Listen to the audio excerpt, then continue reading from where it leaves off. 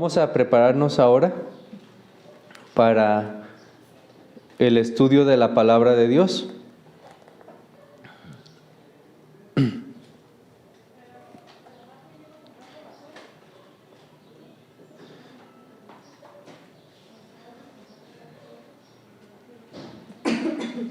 Que no los engañen las humildes condiciones en las que nos encontramos, o también las pocas personas que podamos estar reunidas en esta mañana. De hecho, la actividad que vamos a realizar es sumamente importante, pues vamos a estudiar la santa palabra de Dios. Dios tiene un mensaje para nosotros a través de su palabra. Y quiero dar un cordial saludo nuevamente a todos los que están aquí presentes durante este día y también a todos los que nos acompañan por medio de internet. Un cordial y un caluroso saludo a todos. Como les decía, vamos a entrar en un momento sumamente importante porque vamos a escuchar la palabra de Dios. Ya estamos ubicados en el tercer capítulo del Evangelio según Marcos y en esta mañana nos corresponde estudiar los versículos 1 al 6. Quiero invitarles que por favor vayan conmigo al tercer capítulo del Evangelio según Marcos y voy a dar lectura a nuestro favor de los versículos 1 al 6. Dice de la siguiente manera: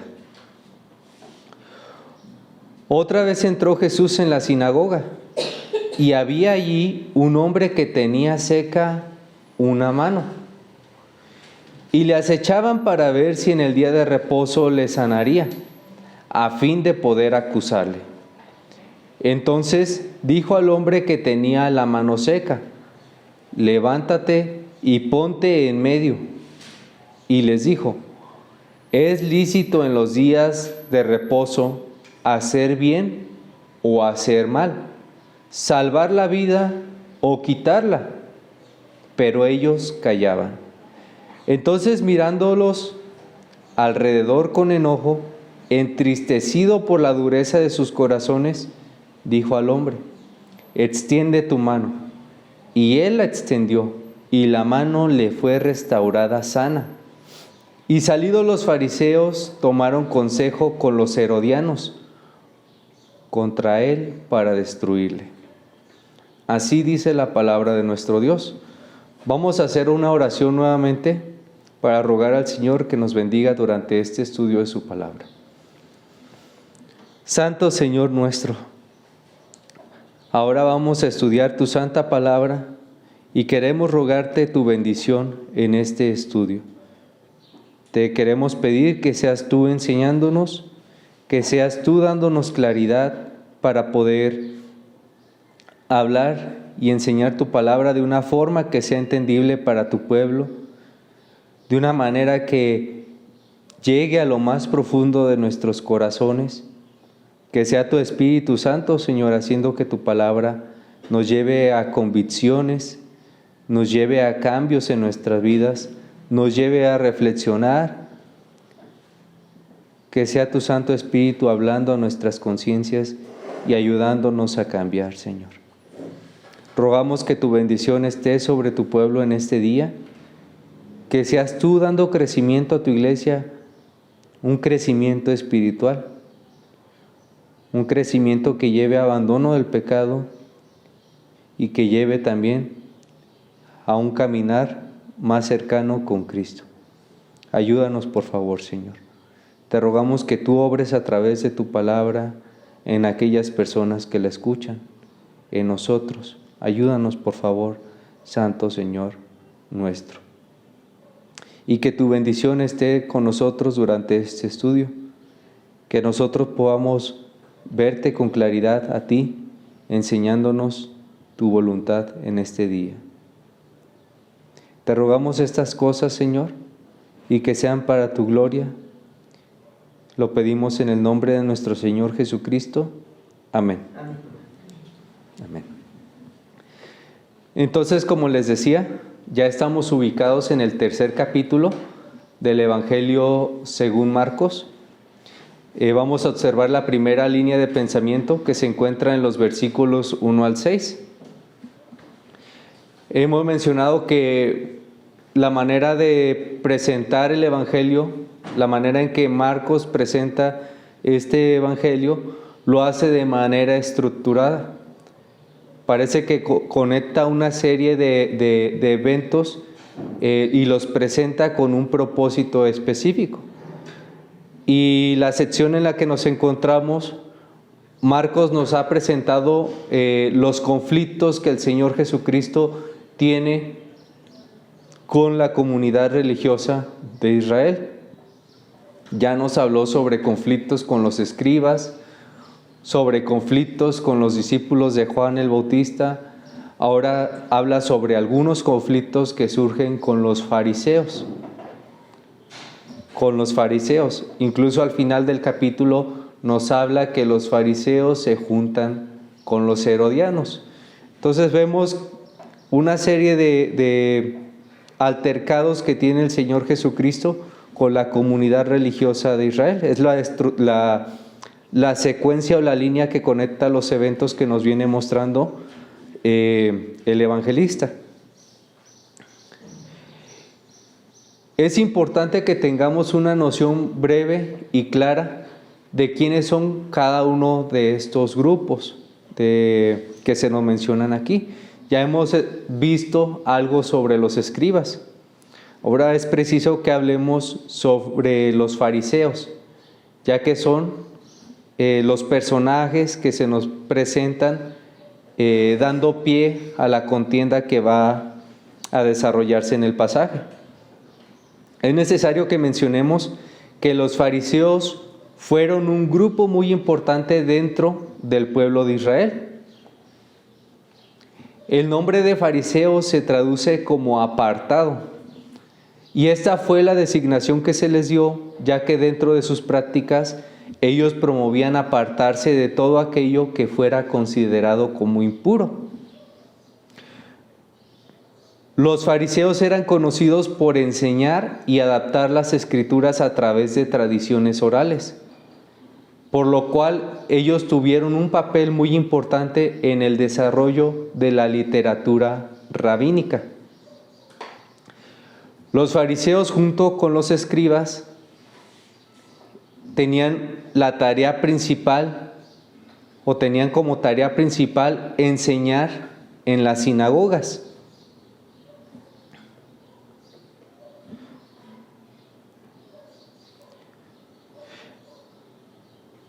Ya observamos a estos personajes teniendo un choque con el Señor Jesucristo y con sus discípulos en el campo mientras ellos recogían espigas. Y el tema que causó este conflicto fue el día de reposo.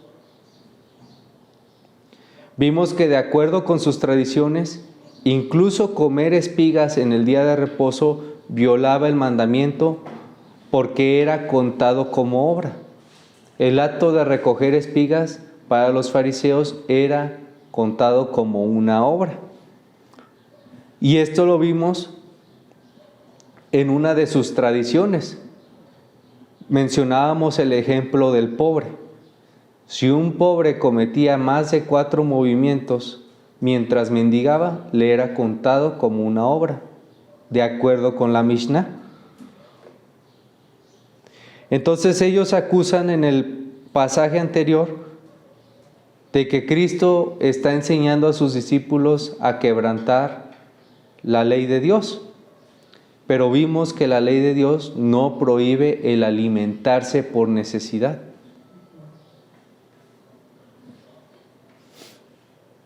En realidad, lo que estaba aconteciendo en esa porción que nos mostró Marcos era que ellos estaban persiguiendo a Jesús, buscando un acto donde Él cayera o infringiera la ley, y creyeron que lo habían encontrado porque lo que estaban haciendo los discípulos del Señor no era acorde a sus tradiciones.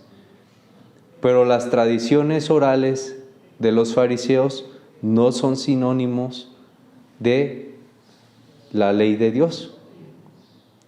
Lo que ordena la ley de Dios no es lo mismo que las tradiciones que han sido desarrolladas por los hombres.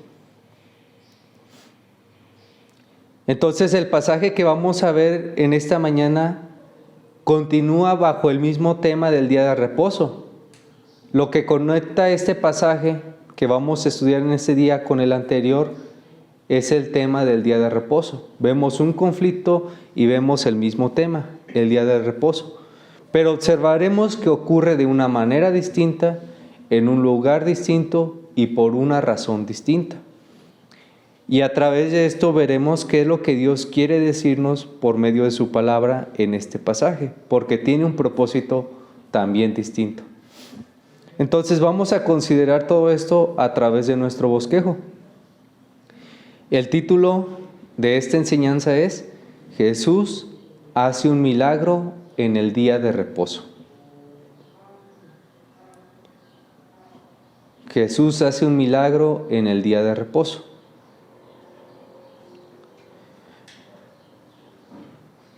El primer punto es, los fariseos acechan a Jesús.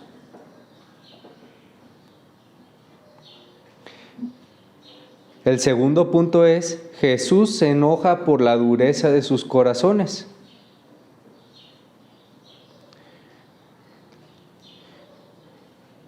Y el tercer punto es, o son las aplicaciones. Vamos a ver 3 aplicaciones alrededor de este evento. Entonces comencemos con el primer punto. Los fariseos acechan a Jesús. Dice así: otra vez entró Jesús en la sinagoga y había allí un hombre que tenía seca una mano, y le acechaban para ver si en el día de reposo le sanaría, a fin de poder acusarle. Nuestro pasaje comienza narrándonos que de nueva cuenta el Señor regresa a las sinagogas. Habíamos dicho anteriormente que muchos estudiosos, muchos comentaristas piensan que el Señor Jesucristo se fue de nueva cuenta a enseñar al mar porque las puertas de las sinagogas habían sido cerradas para Él. No querían que ya enseñara en las sinagogas. Entonces le habían cerrado las puertas de las sinagogas. Pero ahora este pasaje nos muestra de nueva cuenta que el Señor va a las sinagogas. En relación a esto, algunos estudiosos opinan que esta sinagoga que se nos refiere aquí debió haber estado situada fuera de la región de Capernaum, en algún trayecto entre el camino de Galilea a Capernaum, en alguna ciudad en medio de ese camino. Entonces, el escritor aquí, el evangelista, nos menciona que el Señor Jesucristo de nueva cuenta va a una sinagoga.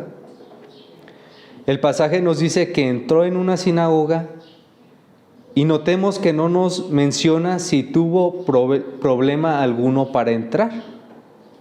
No se nos narra que tuviera algún problema o alguna circunstancia que le dificultara la entrada, pero sí nos da un dato que nos debe de parecer intrigante. Y es que los judíos que estaban ahí habían escuchado acerca de él y las afirmaciones que él hacía. Y aún a sabiendas de esto lo dejaron entrar. ¿Y por qué sabemos esto? ¿Por qué sabemos que los judíos, los rabís que se encontraban ahí, sabían quién era Jesús? Porque se nos dice que le acechaban. O sea, ya sabían quién era él y estaban solamente buscando una falta que cometiera, alguna afirmación que pudiera parecer hereje para poder acusarlo, para poder imputarle algún cargo. Entonces, de alguna manera, el Señor entra a esta sinagoga, estos hombres le permiten la entrada, eso es muy interesante, pero parece que le permiten la entrada porque quieren prenderlo en alguna falta, quieren acusarle. Entonces dejan entrar al Señor en aquella sinagoga. La escena que nos muestra el pasaje es que el Señor llega, entra en este lugar, en esta sinagoga, y ahí dentro de aquel lugar ve a un hombre que tenía seca su mano. Tener la mano seca es un concepto muy general, que no nos brinda los detalles de esta enfermedad. Lo que expresa el pasaje es que el hombre tenía una discapacidad, una especie de parálisis, que hizo que su brazo quedara inmóvil y se engarruñara. Ese brazo estaba encogido, seco, engarruñado, inmóvil. La palabra que usa Marcos aquí, el evangelista, para describir la condición del enfermo es que su brazo estaba marchito, lo que nos lleva a considerar que en realidad su brazo estaba muerto.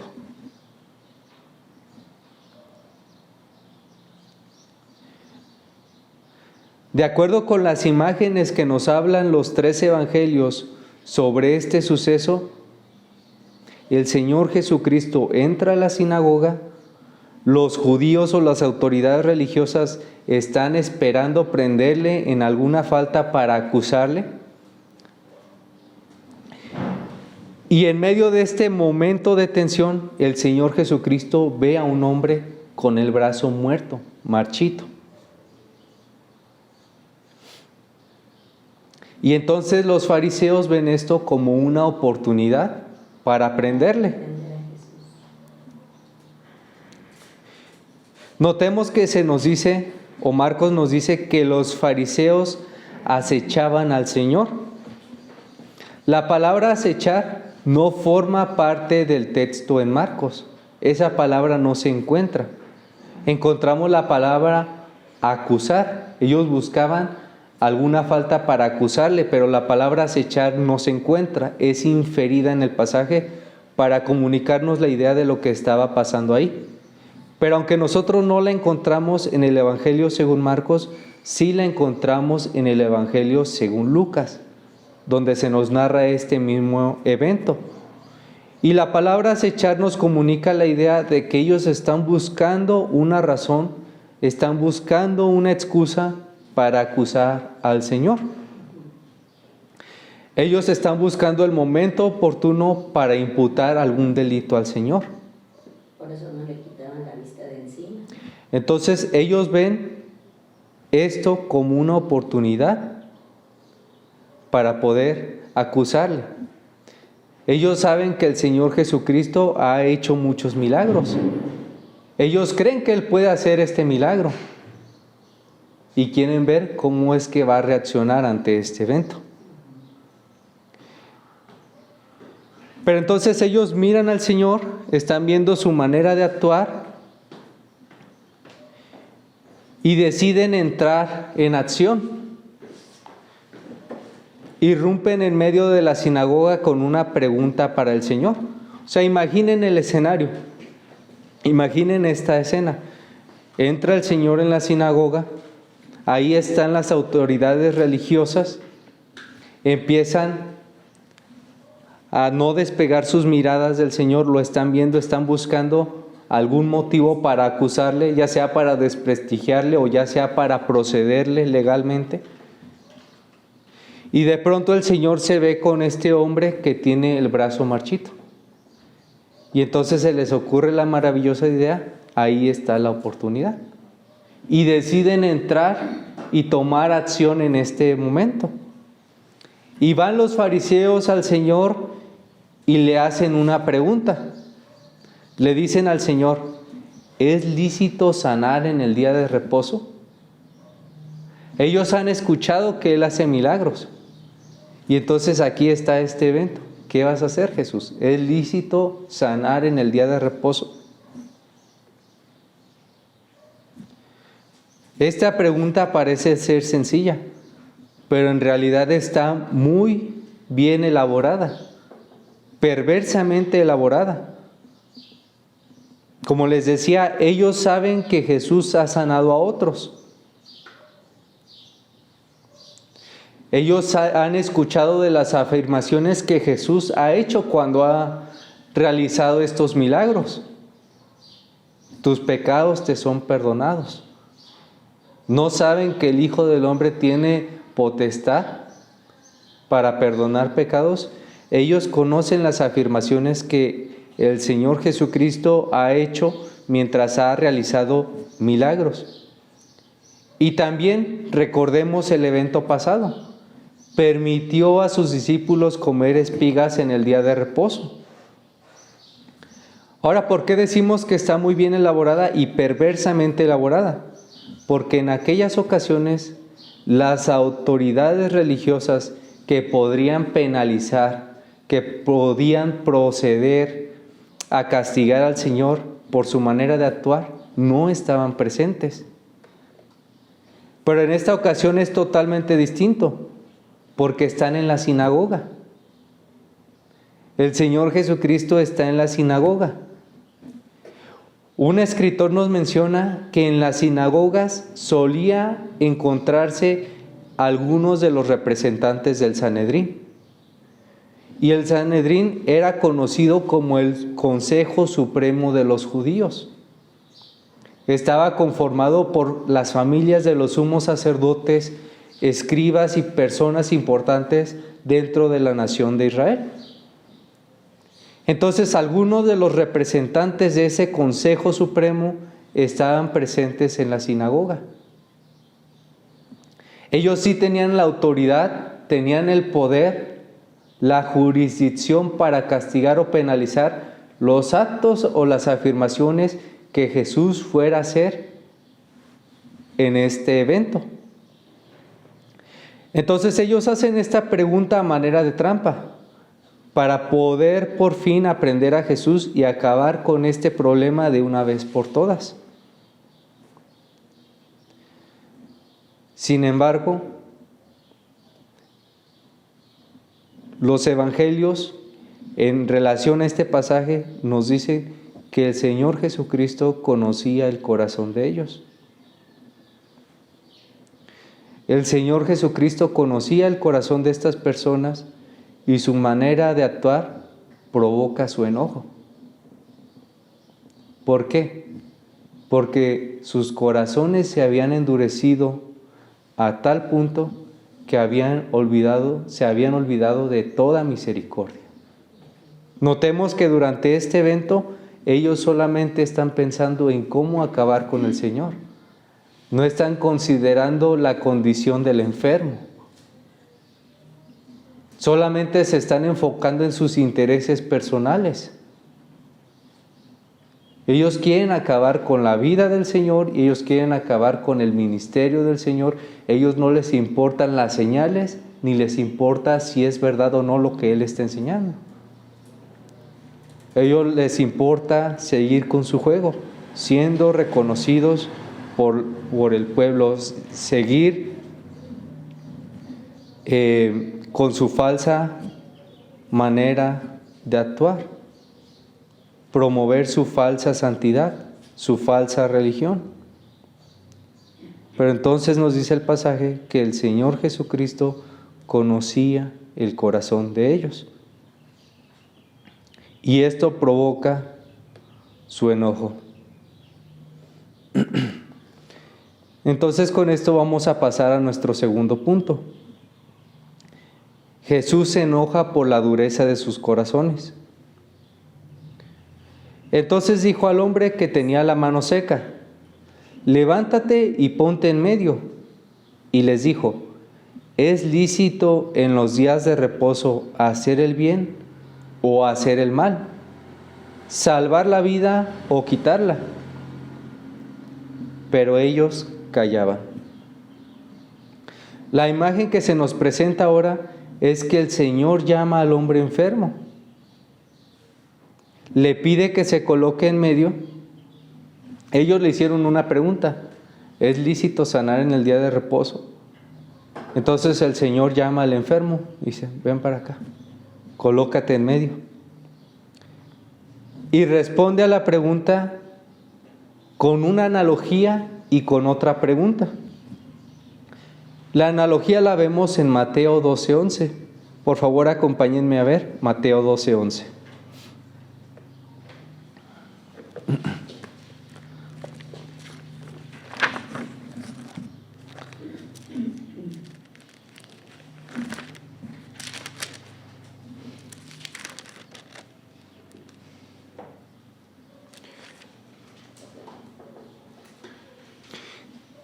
Entonces el Señor dice en Mateo 12:11, Él les dijo: ¿qué hombre habrá de vosotros que tenga una oveja y si ésta cayere en un hoyo en el día de reposo, no le eche mano y la levante? Pues ¿cuánto más vale un hombre que una oveja? Entonces la primera manera en que el Señor responde a la pregunta de los fariseos es: ¿qué hombre habrá de vosotros que tenga una oveja y si ésta cayere en un hoyo en el día de reposo, no le echará mano y la levantará? ¿Cuánto más vale un hombre que una oveja? Lo que vemos en el pasaje es que el Señor hace uso de una analogía. Y esta analogía guarda dos preguntas. La primera pregunta que podemos ver aquí es: ¿qué es de mayor valor? ¿La vida de un hombre o la vida de un animal?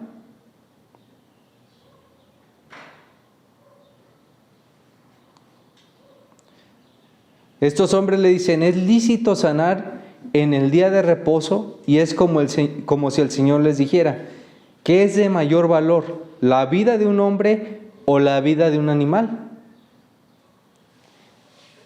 La respuesta a esta pregunta es: la vida humana es de mayor valía. Y ya explicaremos por qué.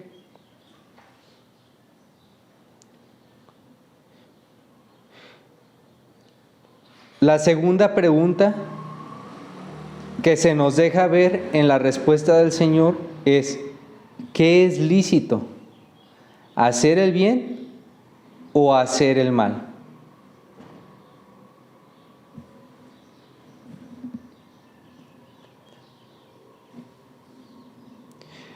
¿Qué es pecado? ¿Que Jesús sane al hombre de la mano seca? ¿O la manera de proceder inmisericordia de los fariseos, sus maquinaciones y celos en contra del ministerio de Jesús? ¿Qué creen ustedes que es pecado? ¿Que el Señor sane al enfermo? No. ¿O la manera inmisericordia de los fariseos, que han hecho una serie de maquinaciones por celos en contra del ministerio de Jesús? La segunda. Sí. Vamos a responder un poquito acerca de estas dos preguntas. Dijimos que la vida de un hombre es mayor que la de un animal. ¿Y por qué es así? Esa es la respuesta. Porque Dios nos dice que los hombres fuimos hechos a imagen y semejanza de Dios.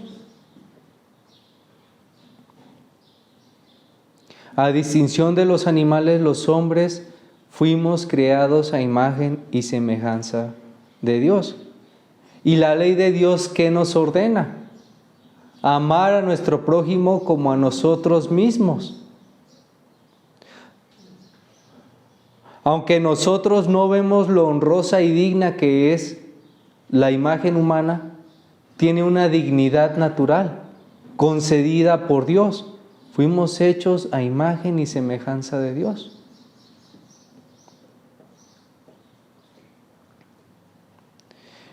Entonces sí, la vida de un hombre es de mayor valía que la de un animal.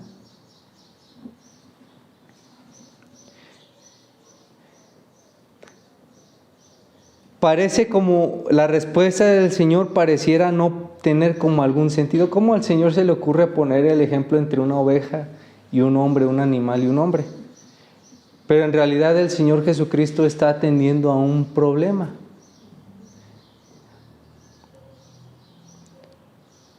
Sería como si el Señor Jesucristo sacara esta respuesta de una manera inapropiada, pero en realidad era una respuesta que ilustraba verdaderamente la raíz del problema. Lo lógico es que si la tradición de los fariseos prohíbe ayudar al hombre, lo mismo debería ocurrir con sus ganados, ¿va? Y decimos que lo que plantea Jesús aquí podría no tener sentido para nosotros, pero en realidad el argumento que está usando el Señor Jesucristo en esta sección es de mucho peso. Y vamos a organizarlo para nuestra comprensión. De acuerdo con la Mishnah, una de las tradiciones en relación con el día de reposo prohibía, y cito literalmente, ayudar a un animal en parto y sacarlo de un pozo o de una cisterna. O sea, una tradición desarrollada por los ancianos de Israel prohibía ayudar a un animal en parto y sacarlo de un pozo o de una cisterna, si éste caía.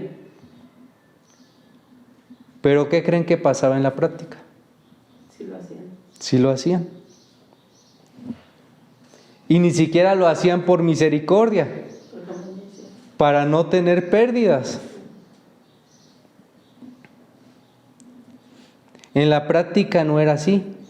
El Señor Jesucristo hace alusión a una de sus tradiciones y les dice, o sea, con esta analogía les está diciendo a los fariseos, si ustedes creen que es ilícito sanar al enfermo, ¿por qué ustedes quebrantan sus tradiciones para ayudar a sus ganados y no sufrir pérdida? Con eso los acabó. O sea, está respondiendo a su pregunta con una analogía que nos deja ver otras preguntas y que da en el corazón del problema. Y es que estos hombres no están preocupados por el día de reposo, no están preocupados por su prójimo o por lo que ordena la ley, el amor al prójimo. Estos hombres solamente están preocupados por su orgullo, por su codicia, por todo este tipo de aspectos, a tal punto que no ven lo que verdaderamente condena la ley. ¿Qué es lo que verdaderamente condena la ley? ¿Pecar o proceder con misericordia? Esa es la segunda pregunta del Señor. ¿Qué prohíbe la ley? ¿Hacer el bien o hacer el mal? Hacer el mal, pecar. Entonces, con estas preguntas que hace el Señor, está dando en los clavos, o sea, está dando en los puntos específicos. Bueno, ustedes dicen que es pecado sanar al enfermo, pero ustedes sí quebrantan su tradición haciendo esto con sus animales. Y ustedes dicen que es malo que yo proceda con misericordia, pero ustedes están pecando cuando me quieren prohibir que proceda con misericordia hacia este hombre. Y cuando usan esta ocasión para ponerme tropiezo, es lo que les está diciendo el Señor. Entonces lo que verdaderamente prohíbe la ley es pecar. Pero estos hombres enceguecidos por su pecado, de orgullo y de justicia personal, usan la ley para pecar. Justifican sus pecados, crean reglas con huecos legales que les benefician, cargan y persiguen a otros poniéndoles tropiezo, pero ellos hacen lo mismo. Una de las características principales de la ley es que la ley no fue dada para que nosotros lo usáramos como un arma para atacar a otros. La ley no fue dada para decir, es que él tiene estos pecados. Es que la ley de Dios habla sobre esta persona. Una de las cosas que nosotros podemos llegar a pensar es que cuando la ley castiga algo o habla sobre pecados se refiere a otras personas, pero no a nosotros. Y la cuestión particular acerca de la ley es que la ley para todos, para cada uno individualmente, particularmente.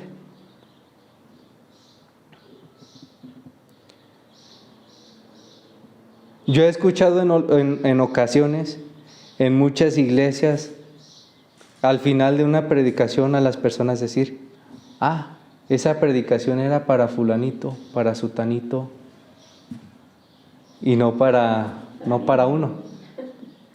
¿Y cuál es el aspecto particular de la palabra de Dios? Que es para uno. Principalmente ataca el corazón de uno.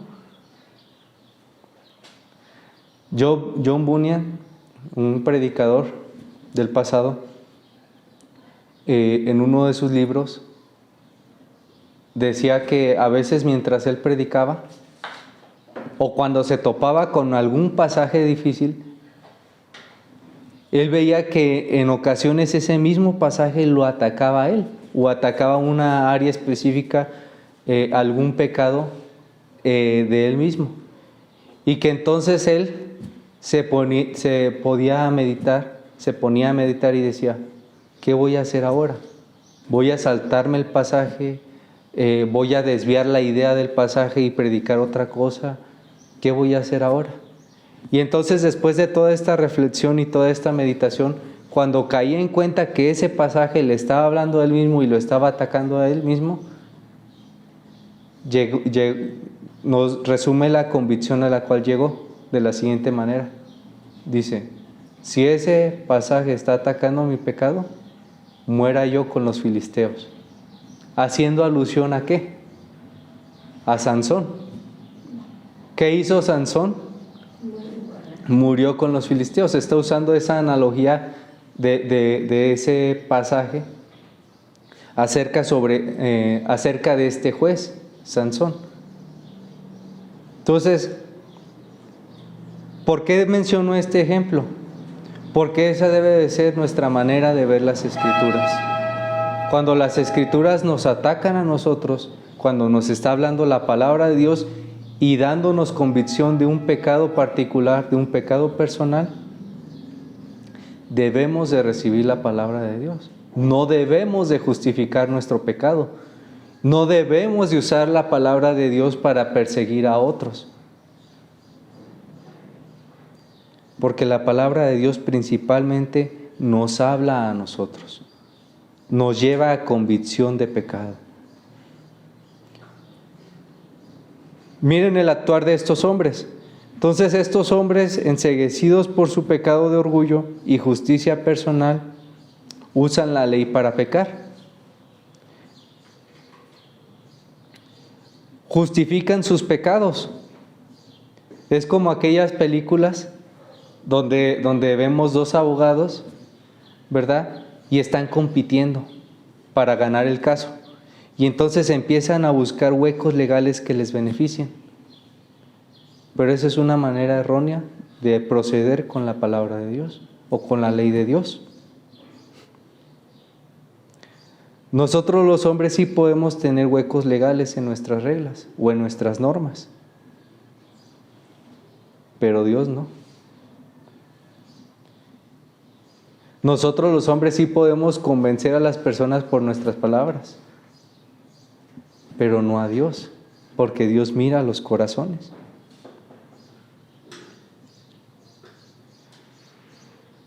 Estos hombres cargan y persiguen a otros poniéndoles tropiezo. Y esto hacen todas las falsas religiones, haciéndole creer al hombre que él puede alcanzar la salvación, que él lo puede hacer por medio de sus obras, o que él puede afligirse a sí mismo y enmendar sus faltas o sus pecados por medio de aquellos dolores que se produzcan en su cuerpo. Pero esto no es así.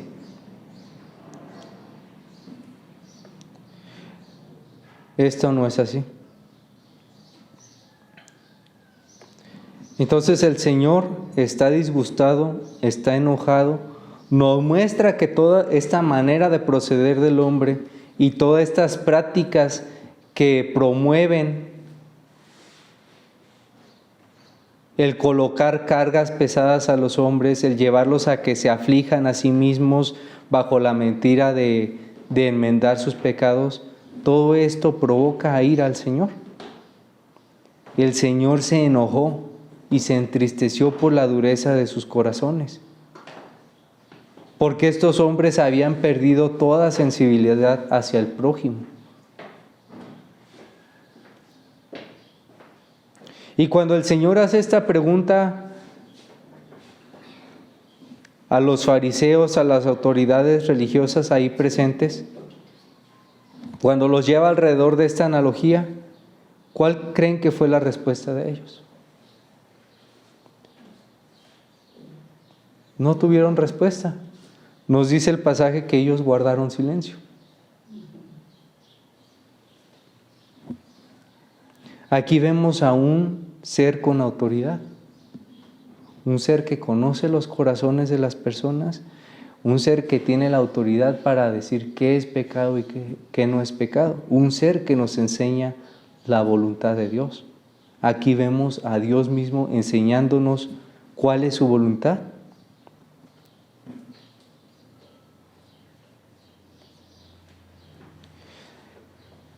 Entonces versículo 5 dice, mirándolos alrededor con enojo, entristecido por la dureza de sus corazones, dijo al hombre, extiende tu mano, y él extendió, y la mano le fue restaurada sana. Y salidos los fariseos, tomaron consejo con los herodianos contra él para destruirle. Ellos a fuerzas querían matar a Jesús por algo que fallaron. Notemos lo siguiente, que cuál debía de ser la manera correcta de reaccionar ante la reprensión del Señor. Arrepentirse, porque el Señor les está diciendo cuáles son sus pecados. El Señor les está diciendo, ustedes son los verdaderos quebrantadores de la ley, los que verdaderamente quebrantan la ley, porque ustedes colocan cargas pesadas en sus prójimos, pero ustedes quebrantan la ley y han perdido el objetivo de la ley, que es el amor al prójimo. Se han olvidado de toda misericordia. Y ustedes usan solamente la ley como una excusa, porque ustedes la quebrantan cuando no ayudan a su prójimo, pero sí cuidan de sus bienes materiales. Entonces el Señor los mira con enojo. Nos muestra que el Señor le disgusta esto. Y estos hombres, en lugar, yo creo que los que debieron entristecerse por su condición y por su dureza, debieron haber sido estos hombres. Pero parece que no es así. Ellos salen furiosos, salen enojados y dicen, tenemos que acabar con este hombre.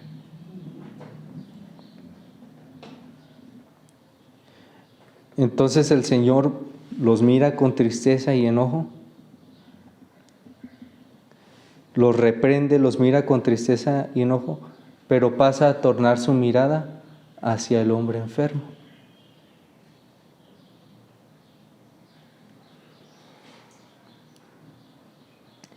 Entonces ve al hombre enfermo y le dice, levanta tu mano y extiéndela. ¿Y qué hace aquel hombre? Milagrosamente su mano es restaurada. O sea, imagínese usted aquí lo que está pasando. Este hombre tenía el brazo muerto, engarruñadito, seco. Y el Señor le dice, levanta tu mano y extiéndela. Y el Señor se la sana enfrente de toda esa multitud. Aquella mano que estaba muerta recobró su forma, su movimiento y su vitalidad original. Algo imposible hecho ante los ojos de muchos testigos. Una señal evidente hecha ante los ojos de las autoridades del Consejo Supremo de los Judíos. Pero estos hombres no se arrepintieron. Estos hombres continúan con sus maquinaciones para acabar con el ministerio del Señor. ¿Por qué Marcos nos coloca este evento aquí? Este evento da continuidad al Evangelio. Esta es una señal evidente hecha ante las autoridades, pero las autoridades no se arrepienten y proceden buscando cómo acabar con el Señor Jesucristo. Una señal evidente del ministerio del Señor, que nos muestra el poder y la autoridad de Cristo para enseñar la voluntad de Dios. El Señor públicamente, ellos querían hallar en medio de muchos testigos una falta para el Señor, pero el Señor públicamente reprende, evidencia las mentiras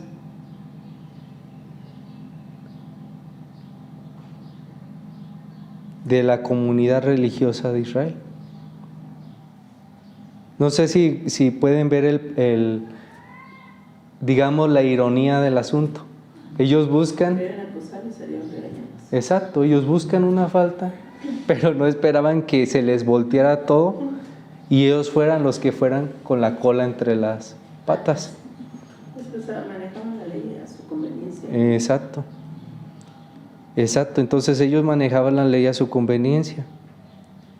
Pero al mismo tiempo, ellos se jactaban de una santidad, de una justicia superior. Claro que sí. El Señor les muestra eso, ¿por qué? Porque delante de ellos está uno que verdaderamente es justo. Y delante de ellos está uno que verdaderamente tiene autoridad y poder. Y que ya se los ha mostrado en muchas ocasiones. Pero ahora se los muestra de una manera pública. Y los humilla. Los humilla con su enseñanza que ataca el problema real. El Señor nos enseña aquí que la voluntad de Dios en cuanto a este mandamiento, el día de reposo, es que las obras de misericordia y las de necesidad son permitidas en el día de reposo. De hecho, este es un principio que engloba la ley. La misericordia. Pero la misericordia conforme a Dios. Porque no confundamos la idea. Porque así como somos de pecadores, puede pasar. Y yo lo he escuchado en muchas ocasiones. Entonces misericordia es dejar que el ladrón robe. No, eso no es misericordia. Es que no tenía comida, entonces por eso robó. Es que no tenía dinero para comprar los medicamentos y entonces por eso robó. No, hay muchas maneras. Si no tiene uno comida, no puede ir a una casa y tocar y decir: Señora, ayúdeme por favor. Llevo bastante tiempo sin comer. No le pido que me dé dinero, le pido que me dé cualquier cosa que le sobre de su refrigerador. Eso no es lo mismo que robar, ¿verdad? O misericordia no es que las personas nos tienen que dar lo que nosotros queramos. Eso tampoco es misericordia. Es lo que nosotros podamos hacer. La gracia no es algo que nosotros demandemos o podamos exigir. Conlleva la idea de algo no inmerecido. Algo que es dado solamente por la mera benevolencia del otro. Entonces, ¿qué es lo que hace el Señor Jesucristo? El Señor Jesucristo nos enseña la voluntad de Dios. En este pasaje nos enseña cuál es la voluntad de Dios, pero este es un principio que debemos tener presente mientras estudiamos la palabra. Y es que Jesucristo vino a darnos a conocer la voluntad de Dios, pero no solo eso, a llevarnos a vivir conforme a la voluntad de Dios. En realidad nosotros los hombres somos como un bote de basura. ¿En qué sentido? Que nuestras mentes están llenas de basura y nuestros corazones están llenos de basura y nuestras bocas están llenas de basura. ¿Verdad? Y que nosotros necesitamos del Salvador para que renueve nuestras mentes, renueve nuestros corazones y también renueve nuestra manera de hablar. no debemos tener un alto concepto de nosotros mismos. De hecho, la palabra de Dios nos muestra dos verdades. Por una parte, fuimos hechos conforme a la imagen y semejanza de Dios. Pero por otra parte, esa manera natural, esa forma original en la que Dios formó al hombre, se corrompió y está llena de pecados, de muchos pecados, que si usted fuera consciente de cada uno de sus pecados y no conociera al Señor, se iría a la demencia. Si usted supiera cuál es el peso por cada uno de sus pecados y el castigo que espera, y que no hay nada que usted pueda hacer para ganar la salvación, llegaría a la demencia.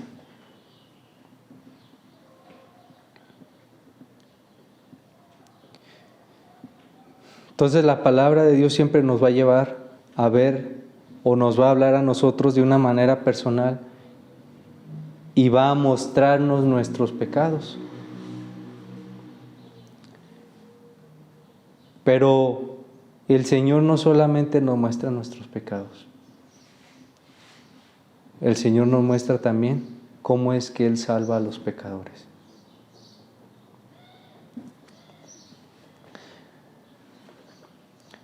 En este pasaje se nos muestran dos cosas que para los hombres eran irreconciliables. Y por una parte vemos lo que le disgusta a Dios, lo que enfurece a Dios, y por otra parte vemos la misericordia de Dios. La idea de muchos hombres, y en este pasaje de los fariseos, es que Dios necesita ser complacido, porque si no se enoja, se enfurece. Pero en realidad lo que nos muestra este pasaje es que Dios se indigna y se enfurece cuando los hombres creen que pueden complacerlo por medio de sus actos y no van y escuchan con atención lo que Él nos dice en su palabra.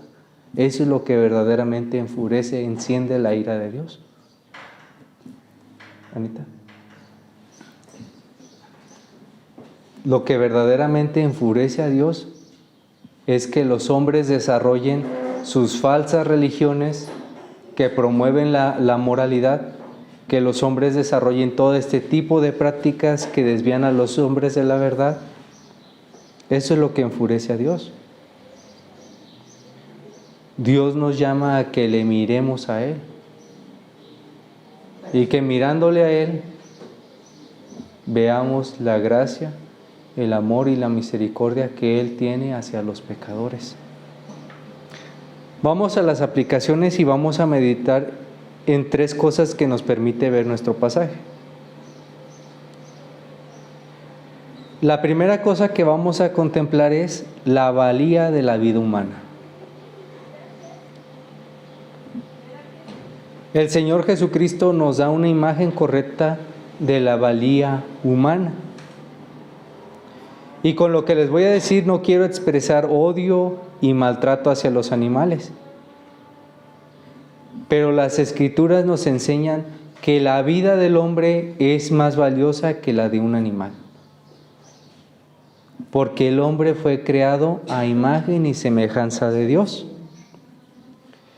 Yo no sé usted, pero si yo tuviera la opción de poder salvar a mi esposa o poder salvar a un animal, adivine cuál elegiría. Yo elegiría salvar a mi esposa siempre y cuando no me haga enojar. No, es molestando, pero es obvio que yo elegiría salvar a mi esposa. Pero esto no solamente es una decisión lógica, es un mandamiento de Dios.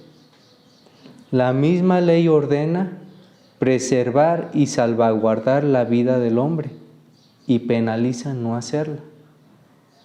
El mandamiento no matarás no es solamente ir y dar un balazo a una persona. El mandamiento no matarás es no salvaguardar y procurar que la vida de una persona termine, finalice. Es decir, un ejemplo. Si hay un hombre vagabundo que está muriendo, que está falleciendo y está en mi posibilidad el poder hacer algo por él y no lo hago, es contado como homicidio. Porque la ley de Dios en el mandamiento no matarás me ordena preservar y salvaguardar la vida de aquel hombre. Pero ni siquiera debemos ir a ese ejemplo, porque en la actualidad hemos perdido el significado de cuán valiosa es la vida del hombre. Vemos muertes terribles, vemos que cortan los miembros de una persona y lo tiran en algún lugar. Vemos todo este tipo de guerras que están aconteciendo en la actualidad donde, ¿qué se considera principalmente? Los intereses económicos, el poderío como nación, pero no consideran la valía de la vida humana. ¿Y qué creen? Esto enciende la ira de Dios. Esto enciende la ira de Dios. De hecho, en Apocalipsis, ¿qué nos dice? Hay guerras, todo este tipo de cosas. ¿Y qué nos dice? Y no se arrepintieron de sus obras. Y no se arrepintieron de sus obras. Dios mira todos estos pecados y ve al hombre que no se arrepiente de sus obras. Y en relación con esto que estamos mencionando, el hombre ha perdido el significado de cuán valiosa es la vida humana. Incluso el asesinato se ha vuelto algo placentero.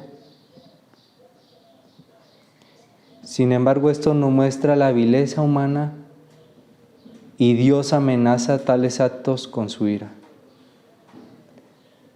Entonces, la primera aplicación que debemos de tener en mente y recobrar es: debemos de reconsiderar que el hombre fue hecho a imagen y semejanza de Dios. Recobrar el significado de la valía de la vida humana.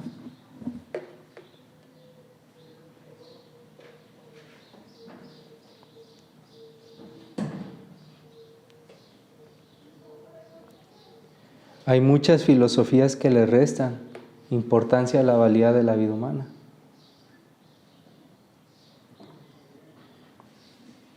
El hombre solamente es materia y se transforma y no hay espíritu y no hay realidades intangibles y no hay vida eterna. Pero esto no es así. Esto no es así. No somos solamente seres materiales, somos seres espirituales. Somos distintos a todo lo que hay en la creación. Somos seres con propósito. Dios nos creó con una finalidad, para un propósito. Debemos de recobrar la valía de la vida humana. ¿Por qué los hombres no consideran en la actualidad otra cosa que sus propios intereses y su crecimiento? ¿Por qué las personas no consideran en la actualidad a su prójimo? Porque todas estas filosofías nos han llevado al egocentrismo. Al egocentrismo. ¿Y saben qué? Todos los hombres somos egocéntricos. Yo me he topado con algunas personas que critican a los líderes porque son ricos.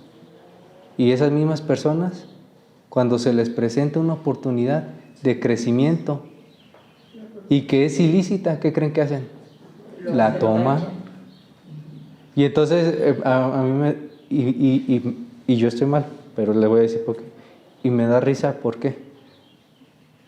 Yo escuchaba decir, no, es que el comunismo, el socialismo, y me quedaba así. Y ya después de que escuchaba y terminaban, y yo estoy mal porque eso era parte de mi orgullo. Y escuchaba todo eso y ya terminaban de hablar y le digo, bueno, pero tú eres comunista, tú eres socialista. Y decían, ¿qué te pasa? No es así, ¿por qué no? Porque si a ti se te presenta tal oportunidad y tú la has tomado o tú la tomarías. Y es lo mismo.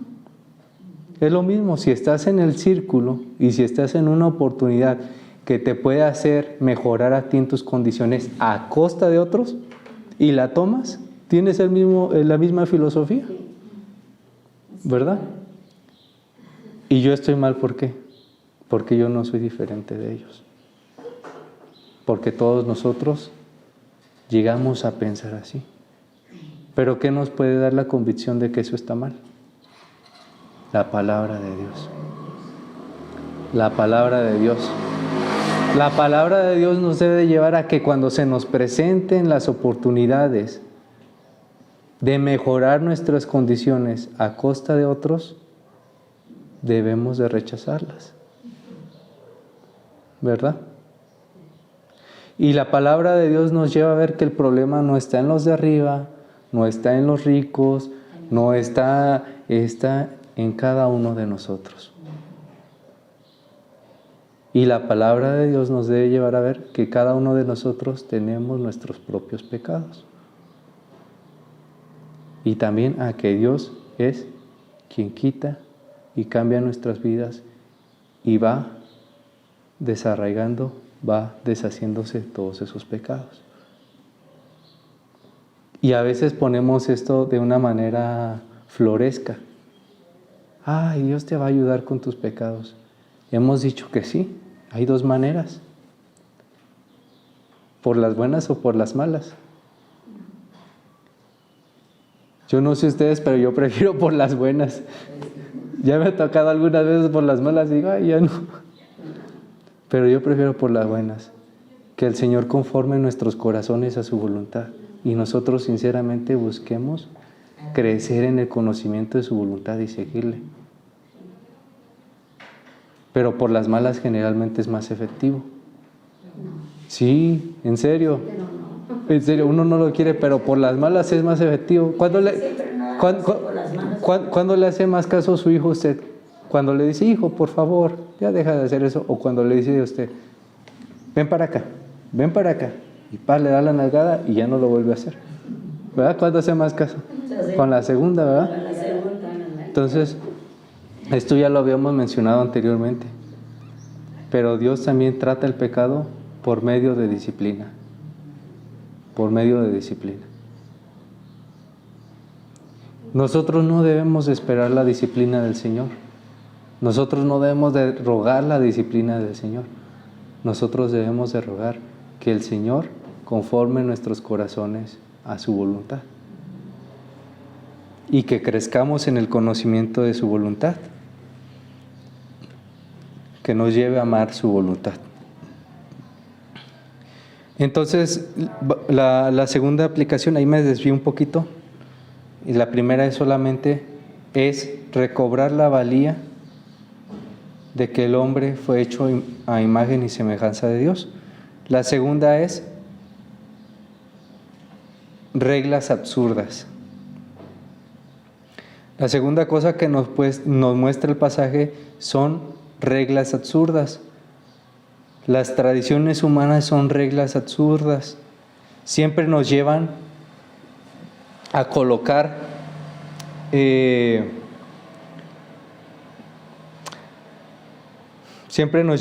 llevan a colocar reglas tontas y severas. Eso procede de un corazón endurecido por el pecado.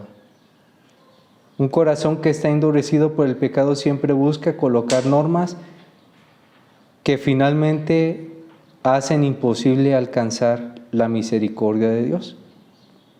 Observe usted cualquier religión. Tome cualquier religión que promueva la salvación por medio de obras y va a encontrar estas reglas absurdas. Ay, no comas por 8 días, solo bebe agua. Ay, vete a caminar hasta no sé dónde. Todo este tipo de cosas. Hay hombres que se dice que han alcanzado a vivir, han vivido más de 40 años sin comer y probar. ¿Eso lo hizo Dios? Eso es de Dios. Si Dios no hubiera querido que el hombre comiera, no lo hubiera hecho para no comer. Pero en realidad en las cosas que Dios nos da, vemos su benevolencia. Hay cosas de las que sí nos debemos abstener, que son pecaminosas, pero hay cosas que Dios formó para nuestro bien, de una manera misericordiosa. El hombre endurecido por el pecado siempre busca crear normas que de hecho son muy inmisericordias. Y yo creo personalmente que esto es producto de una mala comprensión de lo que es el arrepentimiento. La palabra arrepentimiento ha sido interpretada de una mala forma como penitencia. Penitencia conlleva la idea de afligirse o hacer actos que enmienden nuestras faltas para alcanzar el perdón. Entonces algunos hombres se inmolan y matan a otros hombres porque creen que así van a alcanzar el perdón. Y otros hombres, hace mucho tiempo vi un hombre que agarraba una especie de espada y se afligía así en la espalda. Y alrededor de él había muchos otros hombres que agarraban látigos con cuchillas y ese tipo de cosas. Porque de acuerdo a sus tradiciones, de esa manera ellos pagaban por sus pecados. Exacto. ¿Y dónde dice Dios que sea así? ¿Dónde dice Dios que sea así? Entonces algunos hombres se inmolan, otros toman cuchillas y se rasgan las espaldas. El hombre realiza todo este tipo de prácticas inútiles. Pero el Señor nos enseña que todas estas cosas no son conforme a la voluntad de Dios. Imagínese que Dios se agradara verdaderamente en este tipo de prácticas. Díganme, ¿cuál castigo sería el adecuado para agradar a Dios? ¿Cuál castigo sería comparable? ¿Qué castigo podría hacerse el hombre que sea comparable al infierno? Porque la paga por los pecados es el infierno. ¿Habrá un castigo tan severo que sea comparable a pasar la eternidad en el infierno? Al contrario, mejor estar bien con Él y no tener pecados para poder... Solamente hay una manera de no tener pecados y ahorita la vamos a mencionar. Pero, o sea, lo que quiero llevarlos a través de esta idea es la siguiente. Gracias a Dios que Él no es como los hombres. Porque los hombres realizan todas estas prácticas y se colocan todas estas tipos de prácticas, y si Dios fuera como ellos, nunca habría un castigo suficiente que el hombre pudiera hacer para alcanzar la salvación. Y todo esto que hacen ellos es innecesario. Por no pecar. Porque el infierno, ni siquiera sufriendo el infierno, los hombres, digamos, no es que van a sufrir tantos años en el infierno y van a subir al cielo, no, es un castigo por toda la eternidad. Pero el Señor Jesucristo nos muestra que Dios no es así.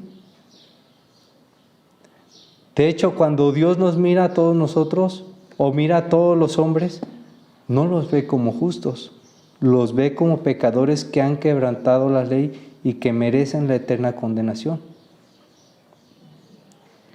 Y la manera correcta de proceder entre los pecadores, estableciendo que no hay justicia alguna, no es persiguiéndose unos a otros, no es pregonando una justicia superior a los demás.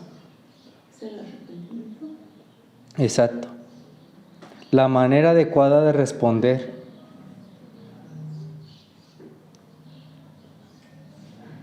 es mirar nuestros propios pecados y, carentes de toda justicia personal, refugiarnos en el Salvador.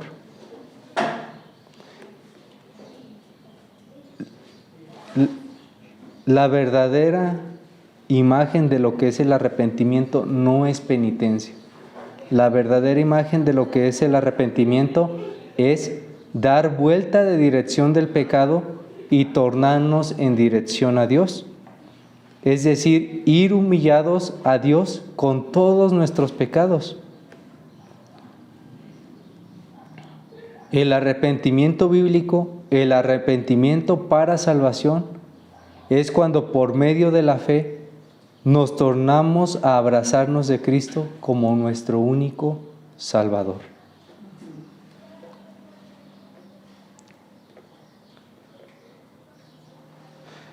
Entonces el hombre coloca reglas absurdas, las cuales son llamadas penitencias, pero Dios no se agrada de la autoflagelación o de estas penitencias que fatigan o que cargan al hombre solamente exteriormente.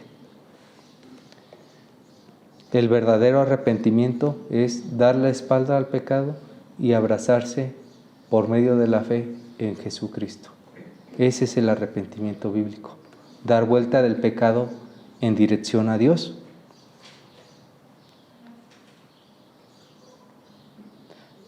No justificar nosotros mismos nuestros pecados, sino ir con todos nuestros pecados al Salvador, desesperanzados y humillados, y rogarle que sea Él quien nos salve.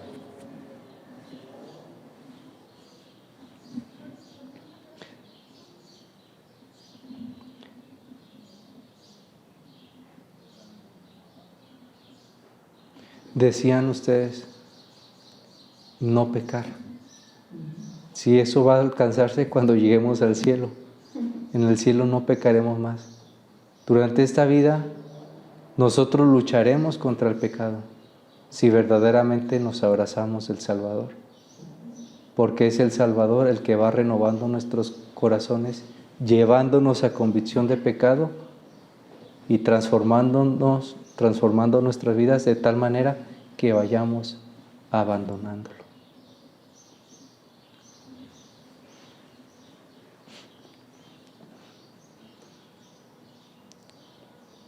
Pero lo clave y lo que tenemos que tener bien claro aquí es que la única manera en que nosotros seremos y somos perdonados es por lo que Jesucristo ha hecho por nosotros. Porque si verdaderamente Él no pecó. No lo hizo, Él se ofreció por nosotros para quitarnos el pecado. Para volver nuestra cuenta a ceros, como habíamos ya mencionado anteriormente, el Señor Jesucristo dio su vida, una vida que supera la valía de todo lo que hay en la creación, porque Él fue el autor de la vida, el que dio forma a todas las cosas, el autor de la creación. Él dio su vida, Él se encarnó y como hombre dio su vida, santa y pura, para ganar el perdón por nuestros pecados. Entonces, amén. Amén. Entonces el Señor, la voluntad de Dios es perdonar a los pecadores por medio de la fe en Jesucristo, porque verdaderamente el único que puede pagar el precio de nuestra salvación es Jesucristo. Por eso las Escrituras nos hablan de la redención. Y redención conlleva la idea de comprar a un esclavo, de comprar a uno que no podía dar el pago del precio de sí mismo, de la libertad de la esclavitud. Pero Cristo da el pago para liberarnos de la esclavitud del pecado y tomarnos como su propiedad, como su posesión. Entonces, esa es la segunda aplicación. El verdadero arrepentimiento no es sinónimo de penitencias. El verdadero arrepentimiento es ir humillados con nuestros pecados y rogar al Salvador que los perdone, abrazarnos de Él, que perdone nuestras faltas. Y una vez abrazados de Él, caminar con Él, no soltarnos de Él. Y la tercera aplicación es, Cristo nos muestra la misericordia de Dios. Entonces, por una parte, vemos las reglas inútiles que colocan los hombres, pero la enseñanza y la vida de Jesucristo nos muestran que la voluntad de Dios no es que los hombres procuren su propia salvación autoflagelándose. Cristo nos muestra la imagen correcta de Dios.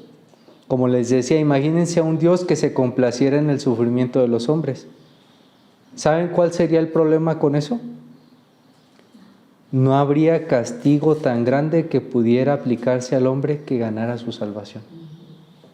No habría castigo tan grande que garantizara la salvación. Por eso ya murió por nosotros. Cristo nos muestra que Dios es justo y que a la vez es misericordioso. Miren que aquí en el pasaje nos dice que Cristo se enojó, se enfureció y al mismo tiempo tuvo misericordia del enfermo y se entristeció por la dureza de los corazones de esos hombres. Entonces Cristo nos muestra en su humanidad una imagen correcta del ser de Dios. Y por una parte nos muestra que Dios no se agrada en las prácticas que desvían a los hombres de la salvación. Todas estas falsas prácticas lo que hacen es desviar a los hombres de la salvación. Y al mismo tiempo Cristo nos manifiesta la gracia y la misericordia de Dios hacia los pecadores.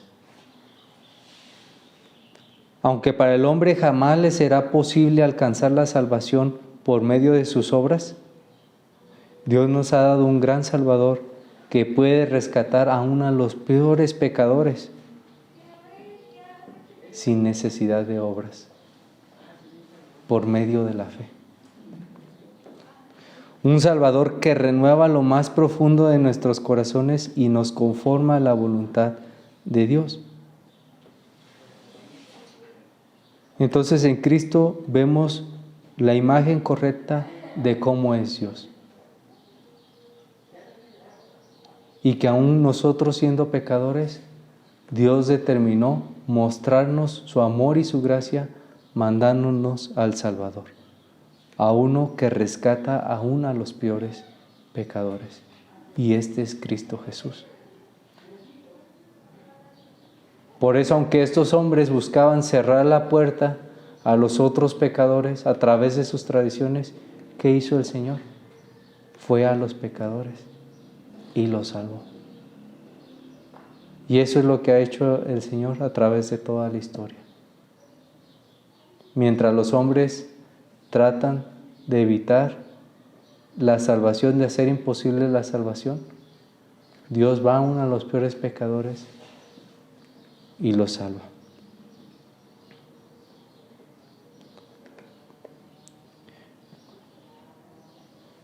Y esta es una salvación que no es lejana a nosotros,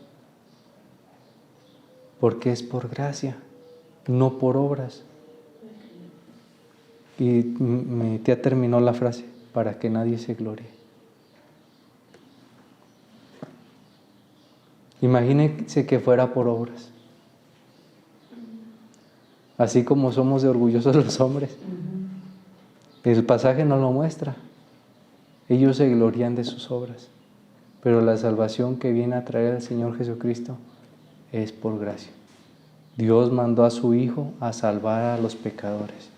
Y lo hizo solamente porque así le agradó a Él.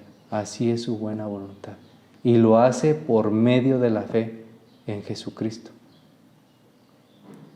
Entonces, si tú eres pecador en esta mañana y tú estás escuchando este mensaje, debes de recordar que no hay ninguna cosa que tú puedas hacer para ganar el perdón de Dios, para ganar la salvación, pero que todo consiste o todo se trata y se concentra en lo que Dios hizo para perdonar a los pecadores. Él dio a su amado Hijo para morir por pecadores, pecadores como nosotros.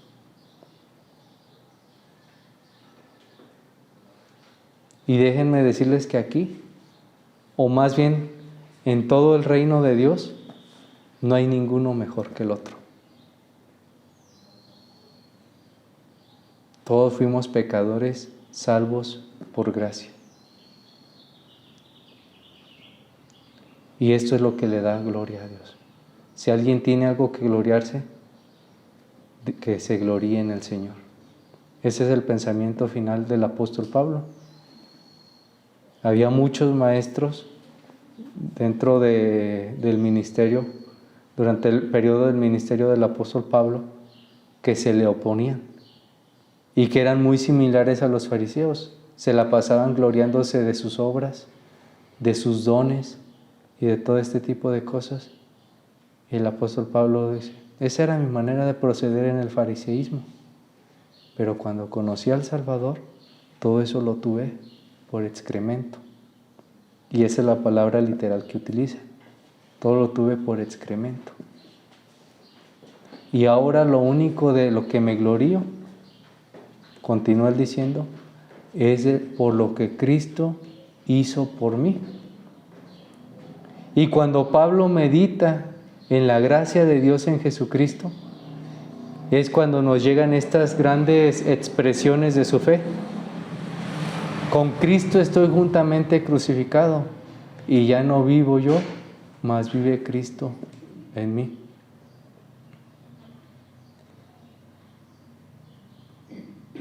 ¿Qué es lo que produce ese gozo y qué es lo que produce ese fuego en el corazón del cristiano? Meditar en la gracia de Dios que nos ha sido dada en Jesucristo. No en nuestras obras. Ver lo que todas esas obras que producen orgullo en nosotros, ¿qué son?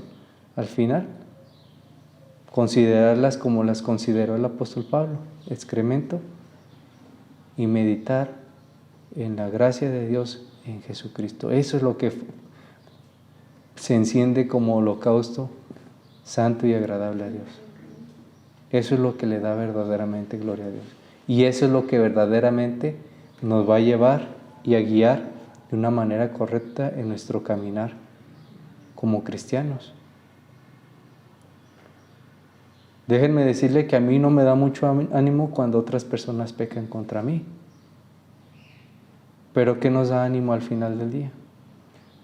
Que el Señor tuvo misericordia de pecadores como nosotros. Y si meditamos así en las distintas áreas de nuestra vida y recordamos la gracia de nuestro Señor, viviremos vidas que le den gloria a Él y conoceremos más, con mayor precisión, nuestros propios pecados, y será la manera correcta de apartarnos de ellos. Que el Señor nos ayude mientras caminamos con Él en esta vida y que nos haga también conscientes de nuestros propios pecados, de nuestras propias faltas, nos lleve a abandonarlas y proceder de la misma manera que Él procedió con nosotros. Ser misericordiosos y amorosos hacia nuestro prójimo. Y que al final del día todo esto sea para la gloria de Dios. Que el Señor nos bendiga con esta enseñanza y nos acompañe durante el resto del día. Vamos a orar. Amén. Padre Santo, te damos gracias, Señor, por la enseñanza de este día. Te rogamos que tú hables a nuestras conciencias y dejes en ellas aquellas cosas que corresponden a cada uno meditar, que nos lleves a ser conscientes de nuestros propios pecados y también, Señor, que nos lleves a abandonarlos. Te rogamos que tú nos ayudes, Señor, en nuestro caminar y que busquemos darte toda la gloria a ti, Señor. Te rogamos por los que aún no han creído en ti, que tú des fe verdadera, fe para salvación. Te rogamos que tú también nos ayudes, Señor, en nuestra meditación acerca de Cristo y de su gran obra.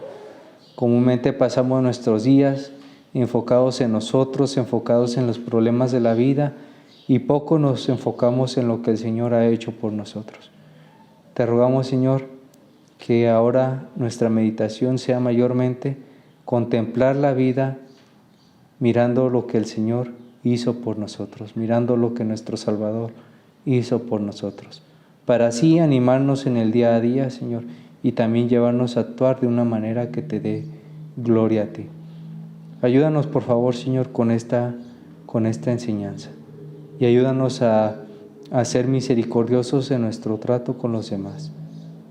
Y te rogamos estas cosas, Señor, en el nombre de nuestro Señor Cristo Jesús. Amén.